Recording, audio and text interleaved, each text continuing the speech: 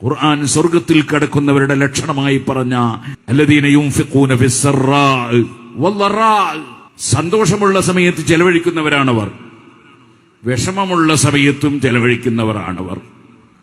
നമ്മളൊരു പുതിയ വീട് നിർമ്മിച്ച് അവിടെ ഗൃഹപ്രവേശനം നടത്തുമ്പോൾ നമ്മൾ ബിരിയാണി വെച്ച് കൊടുക്കാറുണ്ട്. സന്തോഷമുള്ള സമയത്തുള്ള ചെലവഴിക്കലാണ്. മകളുടെ കല്യാണത്തിനും മകന്റെ കല്യാണത്തിനും അങ്ങനെ ചെയ്യാറുണ്ട്. സന്തോഷമുള്ള സമയത്തുള്ള ചെലവഴിക്കലാണ്. ഒരു മുസ്ലിമിനെ സംബന്ധിച്ചിടത്തോളം അതിനേക്കാളെല്ലാം വലിയ സന്തോഷമുള്ള ദിനമാണ് എല്ലാ നന്മകളും ലോകത്ത് വിതരണം ചെയ്ത നേതാവായ മുഹമ്മദുർ റസൂലുള്ളാഹി സ്വല്ലല്ലാഹു അലൈഹി വസല്ലം തങ്ങളുടെ ജന്മദിനം വരുമ്പോൾ. ആ മാസം വരുമ്പോൾ തന്നെ വലിയ സന്തോഷമാണ്.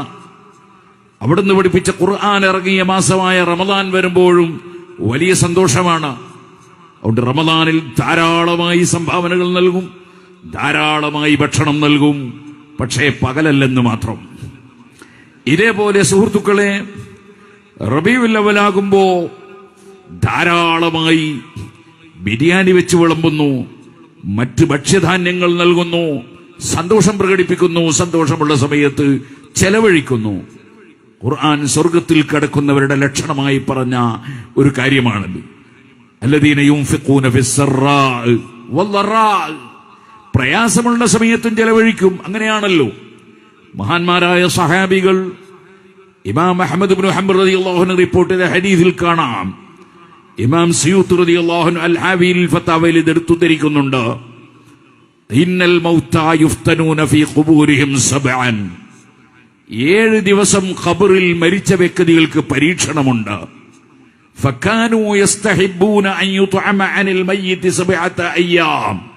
അതുകൊണ്ട് മുഹമ്മദ് നബി സല്ലല്ലാഹു അലൈഹി വസല്ലം ശിഷ്യന്മാരായ സഹാബികൾ 7 ദിവസം മരിച്ച മയ്യിത്തിന്റെ പേരിൽ ഭക്ഷണം കൊടുക്കുന്നത് അവർ വലിയ പുണ്യകർമ്മമായി വിശ്വസിക്കുകയും പ്രവർത്തിക്കുകയും ചെയ്തിരുന്നു.